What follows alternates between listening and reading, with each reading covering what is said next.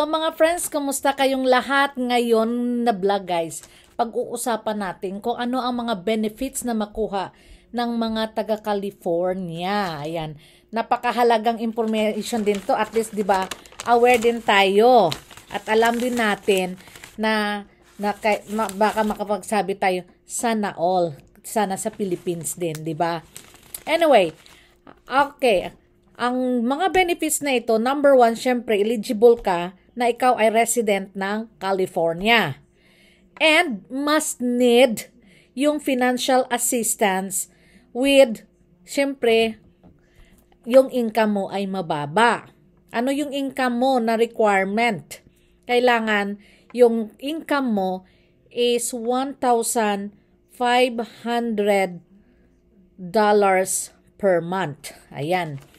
Huwag na natin siguro i-convert. Kung i-convert natin, pwede din siguro. Para, alam nyo kasi guys, dito, marami talagang mga bills. Sa totoo lang. Bills sa health insurance, sa car insurance. Marami kami mga bills dito. So, let's say, 1,500, i-multiply natin sa times 50. So, nasa 75,000. Sa atin na pera, that is, malaki na yan. Pero dito, talagang kulang na kulang yan. So ngayon, merong tatlong mga benefits, tatlong biggest na mga programa kung ikaw ay low income. Number 1, yung supplemental security income. Ano itong supplemental security income? Okay, ang supplemental security income, ito siya ay programa that provides cash payments sa mga disabled children, sa mga disabled adults, at sa mga individual or sa mga nakakatanda na 65 years old na citizen ng USA and a resident ng California. Okay. And the second one, yung supplemental nutrition assistance, yung tinatawag nilang SNAP. Okay. Ang supplemental nutrition assistance guys, ito siya ay isang programa na mga like food stamp program. It is funded ng federal government. Nagpro-provide ito sa mga pagkain, food stamp, meron kayong card na bibigay, may allowance kayo dyan.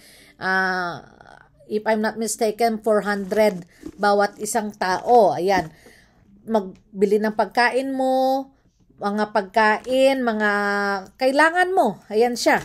At saka ang pangatlo, yung special supplement nutrition program for women and infants children. Mga bata ka, pregnant woman ka, children ka, na may disability or may problema ka. So, yan tutulungan ka ng government dito. Now, dito sa medical benefits guys, sa medical benefits, di ba sinabi ko, dapat ang income mo ay $1,500 per month. So, kung dito ka nakatira, talagang kulang talaga yan, guys. So, ngayon, ano ang mangyayari dyan? Kung outpatient ka, syempre, libre yon. Kung may emergency services ka, halimbawa na sa bahay ka, na-fall ka o nagka-problema ka, tumawag ka ng 911, so hindi mo yun babayaran, libre yon. Kung na-hospital ka, hindi ka rin babayad nun. Sila din ang government magtulong sa iyo sa iyong bill expenses, sa iyong hospitalization.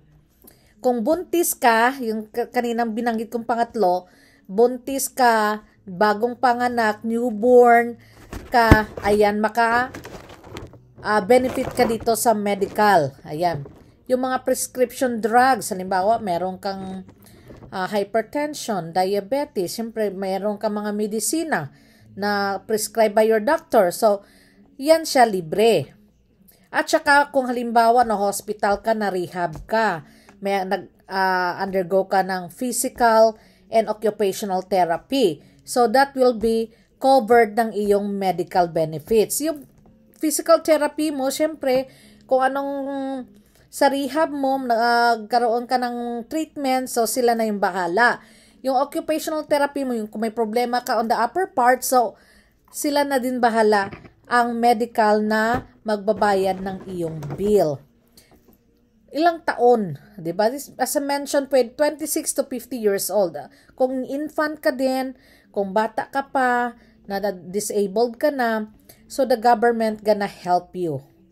Food stamp dito, guys. Pag hindi ka lang maarte, sa totoo lang, marami ditong mga pagkain na binibigay, lalong-lalo na nung pandemic, kahit saan na mga community, pasok ka lang parang drive-thru, i-open yung sasakyan mo, ilalagay lahat ng mga pagkain. Ayan. And then, meron silang cash aid. Yung cash aid nila dito, para din yan sa mga pagkain, sa mga utilities mo, sa electricity mo dyan, sa clothing mo, at sa medical mo. So, di ba napakaganda? At ito pa pala additional. Kung halimbawa, ikaw ay low income, at saka kailangan mo ng caregiver, so mag-a-apply ka ng in-home health services. Ang in-home health services magpro-provide sa iyo ng caregiver na kung sila ang magbabayad. So there are certain amount of hours na kung saan sila ay magbibigay ng caregiver para sa iyo, di ba? Sana all tayo, no, 'di ba? Pag low income tayo diyan sa Philippines, na matulungan tayo ng government. So ito lang, guys, maraming salamat. I hope meron kayong natutunan sa mga benefits dito sa USA, in particular in California. Thanks for watching. If you like, guys, my video, please share ang video na to, share with your family and friends.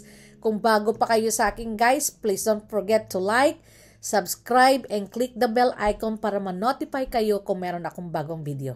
Thanks for watching!